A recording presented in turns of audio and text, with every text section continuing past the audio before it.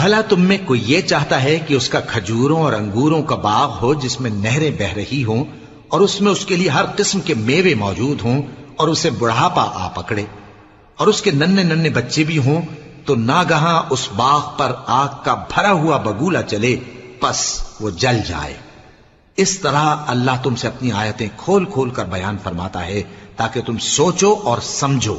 مومنو، جو پاکیزہ اور عمدہ مال تم کماتے ہو اور جو چیزیں ہم تمہارے لیے زمین سے نکالتے ہیں ان میں سے اللہ کی راہ میں بھی خرچ کرو، اور بری اور ناپاک چیزیں دینے کا قصد نہ کرنا کہ اگر وہ چیزیں تمہیں دی جائیں تو بجز اس کے کہ لیتے وقت آنکھیں بند کر لو ان کو کبھی نہ لو،